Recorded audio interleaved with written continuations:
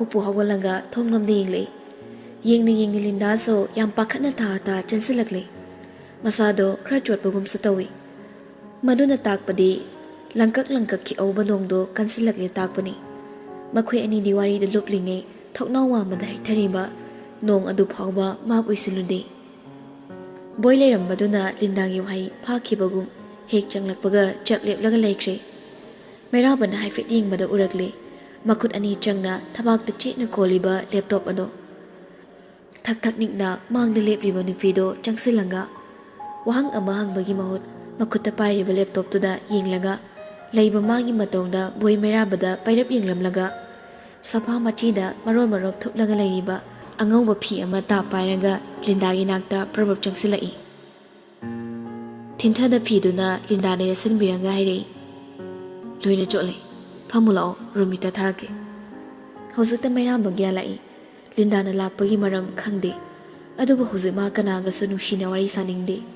Thawai umi mahakna mabu warong na chatkrabada, ma kanada suminungsi pukning ludre. Wahai ama haida Linda nang hak yenglamlaga, sophadada muhanna phamthakre. Asum leptana laibaduda, boina tapna pursilarga purakli Linda do. Mayrambagi mayok na sofaduda anima punna phamine Linda di masada ipapa khali makutta ko ni laptop to table da tapna thamlaga hairi mamagi ka dagi aina lon horalakpani system doga connect to laptop to ni passcode su khangi aina chinpha po hobani haidorakli bo haiduda manglaga leiram nupa do khangingingli voice wari do ba khura tari Linda na boy lai bagi koithokaisan ngangli badu tabada meraba ta hairikli mayek sing wari do boy lai so kaide Linda boy da hafeting lai nupa du so makok tu tapna nomi ikang khangna da lairamba aduda Linda lorsilaga thamlamba pakhatpi holdo phudorak tu na hairikli yam kina amasung ta disconnect to thope yai adubo pura oina delete tawbadi yade yambo disconnect tawge hairadi Atopa connector amada sizinaba darka tai mafam sidagi kaklaso atopa device amada mahut sindrabani laptop sigi mafam amada hekta yauduna leirani ai kan honabadasu ai heitriyambo ai pakhatliyambo makhoi di tanja phangbada soidina thabakse phamthoknaba sem sakre moigi wari da tabadagi ai potse huralaga nangi nakda chilakpani si hainaga Linda pakhatladuna kaple Nupa ani dudi amana mada yingne wakhalama lakpagum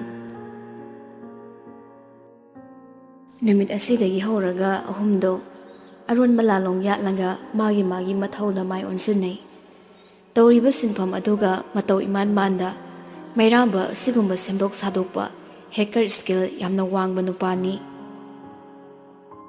Makoy na siliba plan ado mai pakchi phawbadi laptop adugi maramda Rani da kariso khanganba yadabana connect tawraga adumak leibagi moongna thamlaga manungdana lona disconnect tokthokle atopa laptop amada device sijinnabada bomb duga mathanda connect tawjarakle loina na mama khangdringe horalakpu oibana Linda na lona changlaga laptop to hanagumna mafamduda mok thamlami laibok fabana Rani na wafam do khangkhidre Makoina device ado yamna thuna ontho onsini irai laina tawbagi maramdi hairiba systematic bomb asida connect tawba matamda pin code na chingba ka hina sijinnaba yade familiar oiba number singduna maram oiranga device ado mina khanglakpa yabagi oithokpa leibana exist tawba number sijinnaba yade masi maknasu makoina irai laina changlaga sindok sijin tawba ngamlibani Plan asigi matangda mayraba yawrabaso punduna wari khanabada ma yawde masagi oiba tongan ma wakhal ama leibagum boy ama dilindana sinba plan khodingma taba khaktamak tai si tawse haiduna magi oiba mot phongdorakte Jerak asida ahal singi wari so amani Pau loina tai loina khangni waroi pot haying ni haiba numittuda boy Linda anido mafam amada unari Achikpa mafam nate akoibada mayam amaso yaya langlaga chaba thakpa tawraga leini aduga makhoi anina counter ge attach tawriba table duda famlaga tamlapna wari sanari nang laktrabadi wakhala makhan khibiyai aduna reasonable oiba wari ama semlaga ꯂꯥꯛꯇꯅꯕ ꯍꯣꯠꯅꯧ ꯅꯣꯏ ꯃꯥꯅ ꯅꯝꯗꯅ ꯄꯨꯅꯕ ꯍꯣꯠꯅꯔꯛꯂꯗꯤ ꯂꯣꯏꯅ ꯁꯣꯏꯗꯣꯏꯅꯤ ꯑꯗꯨꯕꯨꯗꯤ ꯍꯛꯆꯥꯡ ꯉꯝꯗꯦ ꯍꯥꯏꯔꯒ ꯂꯣꯏꯔꯦꯗ ꯑꯗꯨꯗꯨꯅ ꯑꯩ ꯌꯥꯝꯅꯗꯤ ꯄꯥꯈꯠꯂꯦ ꯀꯔꯤꯒꯨꯝꯕ ꯑꯩꯅ ꯁꯣꯏꯔꯕꯗꯤ ꯌꯥꯃꯨꯡꯗ ꯗꯁꯥ ꯇꯥꯔꯗꯤ ꯀꯃꯥꯏꯅ ꯇꯧꯅꯤ ꯋꯥꯍꯩꯗꯨꯗ ꯕꯣꯏꯗꯣ ꯂꯤꯟꯗꯥꯗ ꯌꯦꯡꯂꯒ ꯍꯥꯏꯔꯛꯏ ꯀꯩꯁꯨ ꯇꯧꯔꯣꯏ ꯅꯔꯚꯁ ꯆꯠꯇ꯭ꯔꯒ ꯂꯣꯏꯔꯦꯗ ꯃꯩꯔꯥꯕꯅ ꯌꯨꯝꯗꯨꯗꯒꯤ ꯂꯥꯞꯊꯣꯛꯂꯦ ꯈꯪꯕꯒ ꯇꯧꯒꯗꯧꯅꯤ ꯑꯩꯅ ꯊꯥꯖꯕ ꯂꯩ ꯍꯌꯦꯡ ꯍꯥꯏꯕ ꯅꯨꯃꯤꯠꯁꯦ ꯃꯣꯏ ꯇꯨꯃꯤꯟꯅ ꯂꯩꯊꯣꯛꯂꯣꯏ ꯑꯗꯨꯅ ꯅꯪ ꯄꯥꯈꯠꯄ ꯌꯥꯗꯦ ꯂꯤꯟꯗꯥꯁꯨ ꯄꯥꯈꯠꯄ ꯌꯥꯕ ꯃꯇꯥꯡ ꯅꯠꯇꯦ ꯈꯪꯕꯅ ꯁꯣꯔꯗꯣ ꯇꯞꯅ ꯍꯣꯟꯊꯔꯒ ꯃꯤꯍꯨꯜꯗꯨ ꯐꯥꯊꯩ ꯑꯅꯤꯃꯛ ꯇꯨꯃꯤꯟ ꯑꯃꯨꯛ ꯂꯩꯅꯈ꯭ꯔꯦ ꯋꯥꯈꯜꯗꯅ ꯃꯔꯣꯜ ꯑꯃꯔꯣꯝꯗ ꯈꯜꯂꯛꯄꯗ ꯂꯤꯟꯗꯥꯗꯣ ꯇꯞꯅ ꯍꯥꯏꯔꯛꯏ ꯀꯔꯤꯒꯨꯝꯕ ꯃꯁꯤꯅ ꯃꯥꯏ ꯄꯥꯛꯂꯗꯤ ꯌꯥꯝꯕꯨꯡꯅ ꯁꯅꯥꯕꯨ ꯃꯅꯤꯡꯇꯝꯅ ꯅꯨꯡꯁꯤꯕ ꯐꯪꯂꯅꯤꯀꯣ ꯑꯗꯨꯗꯤ ꯑꯩꯁꯨ ꯃꯥꯕꯨ ꯊꯥꯗꯣꯛꯄ ꯇꯥꯔꯅꯤ ꯑꯩꯒ ꯂꯨꯍꯣꯡꯕꯒꯤ ꯋꯥꯔꯤꯗꯨꯁꯨ ꯀꯩꯁꯨ ꯅꯠꯇꯕ ꯂꯃꯥꯈꯥꯡꯗ ꯂꯝꯂꯥꯟꯕ ꯀꯅꯥꯅ ꯂꯤꯔꯝꯕ ꯋꯥꯔꯤꯒꯨꯝ ꯂꯣꯏꯈ꯭ꯔꯅꯤ ꯑꯩꯒꯤꯗꯤ ꯋꯥꯔꯣꯏ ꯄꯣꯠꯅꯤ ꯄꯨꯗꯣꯏꯁꯤ ꯃꯁꯨꯡ ꯂꯥꯡꯒꯤ ꯏꯀꯥꯏ ꯁꯪꯒꯣꯏ ꯍꯥꯡꯒꯗꯧꯔꯤ ꯋꯥꯍꯩꯗꯨꯗ ꯂꯤꯟꯗꯥꯗꯣ ꯅꯣꯛꯊꯣꯔꯛꯂꯤ ꯑꯗꯨꯒꯤꯕꯨ ꯋꯥꯔꯨꯅꯨꯗ ꯍꯌꯦꯡ ꯕꯥꯔꯇꯣꯟ ꯏꯕꯗ ꯀꯩꯅꯥꯒꯤ ꯃꯃꯤꯡꯗꯣ ꯁꯦꯝꯗꯣꯛꯂꯒ ꯂꯣꯏꯔꯦ ꯅꯨꯄꯤ ꯌꯥꯝ ꯂꯩꯌꯦ ꯗꯗꯥ ꯍꯣꯏꯒꯤꯕꯨ ꯃꯤ ꯋꯥꯠꯀꯗ꯭ꯔꯥ ꯑꯗꯨꯒꯤꯁꯨ ꯃꯊꯛꯇ ꯅꯈꯣꯏꯗꯤ ꯅꯨꯄꯥꯅꯤ ꯃꯍꯨꯠ ꯁꯤꯟꯕ ꯌꯥꯕ ꯑꯃ ꯂꯥꯛꯄꯗ ꯊꯃꯣꯏ ꯆꯥꯎꯊꯣꯛꯇꯨꯅ ꯀꯥꯎꯕ ꯉꯝꯈꯤꯕꯁꯨ ꯌꯥꯏ ꯋꯥꯍꯩꯗꯨꯅ ꯕꯣꯏ ꯅꯣꯛꯃꯤ ꯃꯥꯡꯗ ꯂꯩꯔꯤꯕ ꯏꯁꯤꯡ ꯒ꯭ꯂꯥꯁꯇꯣ ꯊꯥꯡꯒꯠꯂꯒ ꯆꯤꯝꯕꯥꯜ ꯃꯌꯥꯗ ꯊꯝꯂꯒ ꯍꯥꯏꯔꯛꯂꯦ ꯈꯪꯗꯦ ꯂꯥꯛꯈꯤꯗ꯭ꯔꯥ ꯃꯥ ꯑꯃꯨꯛ ꯅꯨꯡꯁꯤꯕ ꯑꯃ ꯊꯥꯗꯤ ꯊꯥꯖꯗꯦ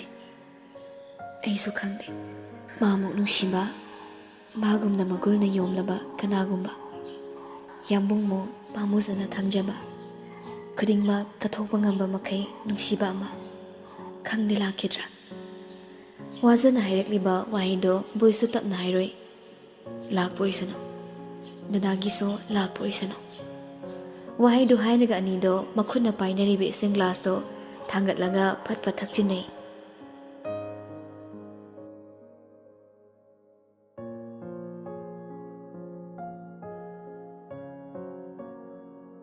ꯃꯇꯝ ꯀꯧꯕ ꯃꯍꯥꯛꯅ ꯄꯨꯗꯨꯅ ꯂꯥꯛꯈꯤꯕꯅꯤ ꯅꯨꯃꯤꯠꯇꯣ ꯃꯄꯥꯅ ꯀꯣꯏꯆꯦꯟ ꯆꯦꯜꯂꯒ ꯂꯥꯡꯖꯕꯗꯣ ꯎꯕꯗ ꯕꯣꯏ ꯅꯨꯡꯉꯥꯏꯇꯕ ꯐꯥꯎꯏ ꯑꯗꯨꯕꯨ ꯀꯝꯗꯧꯅꯤ ꯃꯤꯀꯨꯞꯁꯤꯗ ꯅꯨꯡꯁꯤꯕꯤꯕꯨ ꯅꯨꯡꯁꯤꯕꯤꯅꯤ ꯑꯗꯨꯒ ꯑꯁꯨꯝꯅ ꯐꯠꯇꯕ ꯊꯕꯛꯁꯤ ꯂꯣꯠꯁꯤꯜꯂꯒ ꯃꯤꯑꯣꯏ ꯀꯌꯥ ꯑꯃꯗꯤ ꯃꯔꯤ ꯀꯌꯥ ꯃꯥꯡꯕ ꯇꯠꯄ ꯌꯥꯕ ꯋꯥꯔꯤ ꯑꯁꯤꯃꯗꯤ ꯂꯣꯏꯁꯤꯜꯂꯒꯦ ꯈꯟꯅ ꯆꯞ ꯌꯨꯡꯅ ꯂꯦꯞꯈꯤꯕꯅ ꯃꯍꯥꯛ ꯄꯨꯝꯅꯃꯛ ꯈꯥꯡꯕꯗ ꯇꯥꯈ꯭ꯔꯦ ꯍꯥꯏꯕꯒ ꯇꯧꯕꯒ ꯔꯥꯅꯤ ꯂꯤꯟꯗꯥꯕꯨ ꯄꯥꯔꯇꯤꯗꯨꯗ ꯅꯝꯗꯅ ꯄꯨꯅꯕ ꯍꯣꯠꯅꯩ ꯑꯗꯨꯕꯨ ꯍꯛꯆꯥꯡ ꯉꯝꯗꯦ ꯍꯥꯏꯗꯨꯅ ꯂꯤꯟꯗꯥ ꯁꯤꯀꯥꯡ ꯈꯥꯡꯂꯒ ꯃꯥꯅ ꯉꯝꯗꯨꯅ ꯂꯩꯍꯧꯔꯦ ꯃꯗꯨꯗꯒꯤ ꯃꯊꯪ ꯌꯧꯁꯤꯟꯅꯔꯒ ꯄꯥꯔꯇꯤꯗꯨ ꯍꯧꯔꯦ ꯃꯌꯥꯝ ꯃꯔꯛꯇꯒꯤ ꯊꯣꯛꯂꯒ ꯕꯣꯏ ꯂꯤꯟꯗꯥ ꯃꯩꯔꯥꯕ ꯑꯅꯤꯗꯒꯤ ꯄꯥꯎ ꯇꯣꯏꯅ ꯂꯧꯏ ꯂꯤꯟꯗꯥꯕꯨ ꯄꯥꯈꯠꯇꯅꯕ ꯑꯃꯨꯛꯁꯨ ꯊꯦꯝꯖꯤꯟꯕꯤ ꯃꯩꯔꯥꯕ ꯂꯥꯛꯂꯒ ꯂꯥꯏꯖꯕꯨ ꯆꯤꯡꯗꯨꯅ ꯃꯐꯝ ꯑꯃꯗ ꯄꯨꯁꯤꯟꯈꯤꯕꯗꯣ ꯃꯥꯁꯨ ꯎꯍꯧꯏ ꯃꯗꯨ ꯉꯥꯏꯍꯥꯛ ꯌꯦꯡꯂꯝꯂꯒ ꯅꯥꯀꯣꯡꯗ ꯍꯥꯞꯂꯤꯕ ꯏꯌꯔꯄꯣꯠꯇꯨꯗ ꯎꯟꯁꯤꯜꯂꯒ ꯂꯥꯏꯟꯗ ꯂꯩꯔꯤꯕ ꯂꯤꯟꯗꯥꯗ ꯍꯥꯏꯔꯛꯂꯦ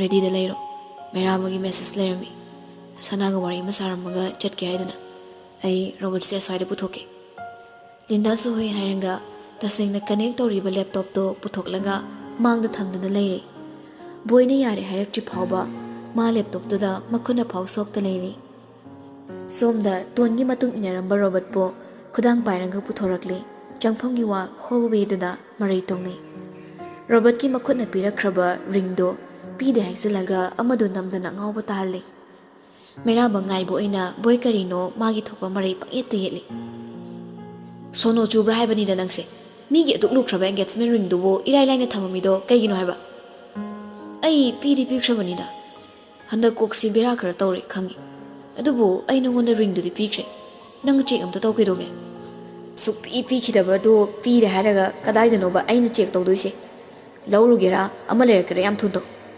ꯃꯥꯒꯤ ꯃꯈꯨꯠ ꯁꯥꯏꯖ ꯌꯦꯡꯂꯒ ꯃꯇꯝ ꯆꯪꯅ ꯁꯤꯡꯂꯒ ꯁꯥꯍꯟꯕ ꯔꯤꯡꯅꯤ ꯆꯞ ꯃꯥꯟꯅꯕ ꯑꯃ ꯂꯩꯔꯛꯀꯗꯧꯅꯤ ꯑꯗꯩ ꯌꯥꯡꯂꯦꯟꯗꯨꯗ ꯅꯦꯠꯂꯅꯤ ꯆꯞ ꯃꯥꯟꯅꯕ ꯀꯗꯥꯏꯗꯒꯤ ꯂꯧꯔꯨꯆꯣ ꯍꯥꯏꯕꯅꯣ ꯍꯧꯖꯤꯛꯐꯥꯎ ꯌꯥꯅꯤ ꯑꯩ ꯂꯧꯔꯨꯒꯦ ꯍꯧꯖꯤꯛꯃꯛ ꯂꯧꯔꯨꯒꯦ ꯋꯥꯍꯩꯗꯨꯗ ꯇꯁꯦꯡꯅ ꯆꯠꯈ꯭ꯔꯗ꯭ꯔꯥ ꯈꯜꯂꯨꯕꯗ ꯕꯣꯏꯗꯣ ꯄꯥꯈꯠꯂꯛꯂꯦ ꯑꯗꯨꯕꯨ ꯇꯥꯟꯖꯥ ꯆꯥꯅ ꯃꯩꯔꯥꯕ ꯊꯣꯔꯛꯂꯦ ꯃꯥꯏꯊꯣꯡꯗꯣ ꯍꯥꯏꯐꯦꯠ ꯌꯦꯡꯉꯤ ꯀꯞꯂꯨꯕꯒꯤ ꯃꯃꯤ ꯑꯃ ꯇꯥꯔꯤꯕꯗꯨ ꯎꯕꯗ ꯕꯣꯏ ꯏꯉꯛꯉꯛꯏ ꯃꯔꯝꯗꯤ ꯃꯥꯅ ꯍꯦꯛ ꯈꯪꯂꯛꯄꯗꯒꯤ ꯃꯩꯔꯥꯕꯅ ꯀꯞꯄ ꯎꯗ꯭ꯔꯤ Mapa mamadagi hena ningzaba madau amasung mabok siba phawbada mapi takidaba nupani thamoidi kanmanli. Mani yengna Robert makhoi ani lepliba domda changsilaklaga masu lepsilli. Kedorage manungda leigidi haidadana. Robert su mairabado ansilaga matha sarap hairi. Magi ringdo ai pikragomdi tawbani. Aduda pikribra pidabra ai gyan tadraba mairaba. Pidi haibani ko Robert. Hanjan sungang bu hatkani yana. Ho pidadi fari kedorage. Law mairaba sanawaidu chatlusala. Thamamadi soidana moida leifam thoktoini. Law gari thodoro ithana chatpatali. Yare edum chatlagi. Mairabana khangai hairakpani. Robert su makhatana yeludre. Mana thamlamba yaba mafamdo chawrakna khanganki. Chatlamdai mikuptuda mairaba boida haipetang yinglammi. Yingna mafamdudagi khonglei thuna thokre. Robert to ansilaga wa ama haige tawbaga thongdagi rani do ta thorakle. Saktam do chingarege ngamde boy. Adubu yengsinada saduna Robert consul laduna lehori. Laisa thoklaklanga wari tawduna amuk changminarakpa matamduda. Ngayaki akoibagi matawdo yengi boy. Maya pumnama mikuptugi oiba nungaibadada pukning luplaga leinei. Adubu suri khaktani maithong amada famlibado. Ngayaki tungda pocket yauriba phone da message ama laki. Hangdoktuna yengmada mairambagi oirammi. Now, madu ubada boydo chatagi prabab thoraklaga Linda call toksili. Amadusu thinthada pairakli. Jackson na sinarabatong Linda thabak to pangthoknaba sem saki. Loina na phone da yengna leiramba sudi nena tana phamkibagi mami ama urabada khangli. Makuiso ngasi haiba numitsida thabak to pangthoknaba leirambani haiba. Mabu yenglingai nakongda Linda na ta hairakli tarakli. Kaino torisiba? Kaino in torise? Wahiduna boydo ta hangli. Kedore. Bom se pokhaikiba second kuntra phari. Aina green button sida namlubada already exploded harai. Adusu 30 second mamangda kaino dada. Ai hause khaktani namba. Wahiduna boy Linda do aduki mati pakhatpana mathong khangra haiba khangli. Maram asina tamna phathabiraga hairakli. Soiduna screen da thenglubada khangongdana mathanda namkibo irambase. Phare thamu. Ai mairabada call togi. Si hairanga yam thuna kakthatlaga mairabada line lawi. Ring hak chotlamlaga napadu su phone pairakli. Kamai tore nang save oiraba natro. Mairina nongdol pakna haigatlaga chaklaba yum adugi maning thangba sarukta leiba lambiduda khongthang longna thanglaga lakpani nupado. Phone du paina khumlakli. Kaisu tawdre. Sanado phasana seno. Ai kaisu tawdi boy. Nang kamai tawdoino. Hozi kadai chatoino ba. Manipur da leiba yagadra. Nang longba laknaba mi thara uro. Mairaba pa khumde madugi mahut musuk muba car ahum. Mathang pareng sana khamliba adom da changsilakle. Mayai thangba car dugi maning thongdo nupa anana hana hanglaga mabu ngairamni. Hobe laklaga maduda fat tongkhatlaga boyge pakhum pirakle. Laklano. Ai cab kokre. Hozi mo airport chatke. Tiketi aina hana kaklaga thamabani.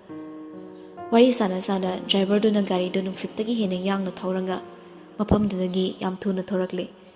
Somdana boydo mathwai wana hairai. Load pai sidabo araibo oiroi cheksilo mairaba. Leifam chapam pharak taraso ai hairake. Yarake India manungsida leyo. Yaragadi Mumbai da chalo. Ai airport da nangbu ngai halamge. Wahaidu da mairabado mathanda momon nokli. Gari do so matang chana lamhang amada khangkre.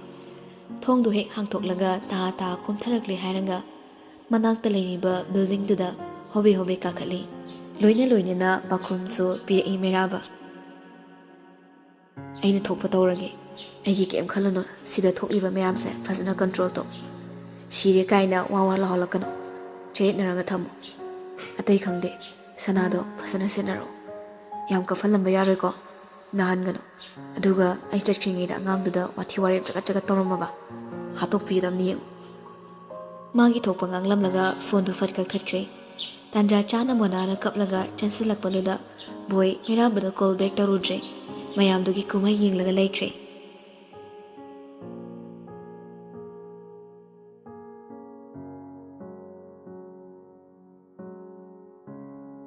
ꯉꯥꯏꯔꯤ ꯅꯪꯅ ꯐꯣꯡꯂꯛꯄ ꯑꯆꯨꯝꯕꯒꯤ ꯄꯥꯎꯈꯣꯡ ꯃꯇꯝꯗꯨꯗ ꯑꯣꯏꯒꯅꯤ ꯅꯪ ꯑꯩ ꯑꯃꯠꯇ ꯇꯔꯨ ꯇꯔꯨꯕ ꯁꯪꯕꯥꯅꯕ ꯑꯇꯤꯌꯥꯗ ꯂꯩꯆꯤꯜꯒꯤ ꯗꯣꯂꯥꯏ ꯇꯣꯡꯂꯒ ꯀꯣꯏꯒꯅꯤ ꯅꯨꯡꯁꯤꯒꯤ ꯃꯥꯂꯪꯄꯥꯜ ꯅꯤꯡꯖꯕꯇ ꯑꯣꯏꯔꯗ꯭ꯔꯥ ꯁꯣꯟꯖꯕꯇ ꯉꯥꯏꯔꯗ꯭ꯔꯥ ꯃꯔꯧ ꯆꯥꯎꯕ ꯅꯍꯥꯛꯅ ꯐꯣꯡꯂꯛꯈꯤꯗ꯭ꯔꯅꯤ ꯄꯥꯎꯈꯣꯡꯗꯣ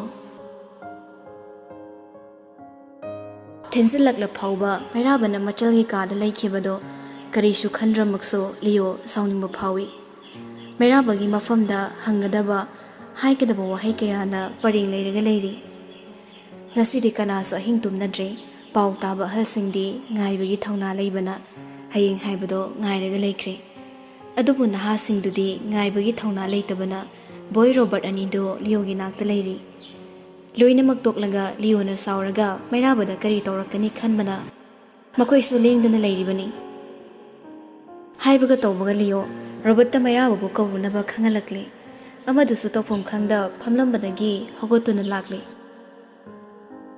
ꯕꯣꯏꯗꯤ ꯐꯝꯂꯒ ꯂꯩꯍꯧꯔꯤ ꯂꯤꯌꯣꯁꯨ ꯃꯥꯌꯣꯛꯅꯅ ꯐꯝꯃꯤ ꯃꯈꯣꯏꯅ ꯐꯝꯂꯤꯕꯗꯣ ꯌꯨꯝ ꯃꯗꯨꯒꯤ ꯅꯥꯀꯜꯗ ꯇꯞꯊꯣꯛꯄ ꯁꯔꯨꯛꯇ ꯍꯥꯎꯁ ꯄꯥꯔꯇꯤ ꯁꯤꯟꯕꯒꯤ ꯇꯣꯉꯥꯟꯅ ꯁꯦꯝꯂꯤꯕ ꯃꯐꯝꯗꯨꯅꯤ ꯐꯝꯐꯝ ꯑꯃꯗꯤ ꯑꯆꯥꯄꯣꯠ ꯁꯦꯝꯅꯕ ꯍꯧꯅꯕ ꯃꯗꯨ ꯗꯤꯅꯔ ꯇꯧꯕꯒꯤ ꯗꯥꯏꯅꯤꯡ ꯇꯦꯕꯜ ꯆꯧꯀ꯭ꯔꯤ ꯂꯣꯏꯅ ꯊꯝꯃꯤ ꯀꯅꯥꯝꯇ ꯆꯥꯛ ꯏꯁꯤꯡ ꯆꯥꯅꯗꯕꯗꯨꯗ ꯔꯣꯕꯔꯠꯇꯤ ꯂꯥꯃꯛꯇꯨꯅ ꯕꯔꯕꯤꯀ꯭ꯌꯨ ꯇꯧꯗꯨꯅ ꯆꯥꯈ꯭ꯔꯦ ꯃꯗꯨꯒꯤꯁꯨ ꯃꯅꯤꯜ ꯋꯪ ꯋꯪ ꯀꯥꯔꯤ ꯑꯆꯤꯛꯄ ꯑꯍꯤꯡꯗꯨꯗ ꯁꯣꯝꯗ ꯂꯥꯏꯖꯗꯣ ꯃꯌꯥꯝ ꯑꯃ ꯉꯥꯡꯂꯝꯃꯤ ꯃꯩꯔꯥꯕ ꯆꯥꯛ ꯆꯥꯗ꯭ꯔꯤ ꯍꯥꯏꯕꯗꯨꯗ ꯅꯥꯔꯤꯕ ꯃꯍꯥꯛꯅ ꯐꯨꯛ ꯐꯨꯛ ꯍꯧꯒꯠꯇꯨꯅ ꯆꯥꯛ ꯊꯣꯡꯒꯦ ꯍꯥꯏꯗꯨꯅ ꯃꯔꯩ ꯇꯧꯏ ꯑꯗꯨꯕꯨ ꯃꯩꯔꯥꯕꯅ ꯉꯝꯂꯒ ꯐꯥꯔꯒ ꯊꯝꯃꯤ ꯀꯥꯞꯂꯤꯕ ꯍꯤꯗꯥꯛ ꯑꯗꯨꯅ ꯀꯨꯏꯅ ꯂꯩꯔꯝꯗ꯭ꯔꯦ ꯋꯥ ꯈꯔ ꯉꯥꯡꯂꯝꯃꯒ ꯃꯩꯔꯥꯕꯒꯤ ꯇꯝꯄꯥꯛꯇ ꯃꯀꯣꯛꯇꯨ ꯊꯝꯂꯒ ꯇꯨꯝꯊꯈ꯭ꯔꯦ ꯑꯗꯨꯕꯨ ꯒ꯭ꯌꯥꯟ ꯈꯔ ꯈꯔ ꯃꯥꯡꯂꯛꯄ ꯃꯤꯀꯨꯞꯇꯨꯗ ꯁꯣꯜꯂꯝꯃꯤ ꯆꯠꯈꯤꯅꯨ ꯌꯥꯝꯕꯣ ꯑꯩꯒꯤ ꯅꯥꯛꯇ ꯂꯩꯌꯨ ꯃꯤꯠ ꯍꯦꯛ ꯄꯥꯡꯂꯛꯄꯒ ꯅꯪ ꯍꯥꯟꯅ ꯌꯦꯡꯒꯦꯀꯣ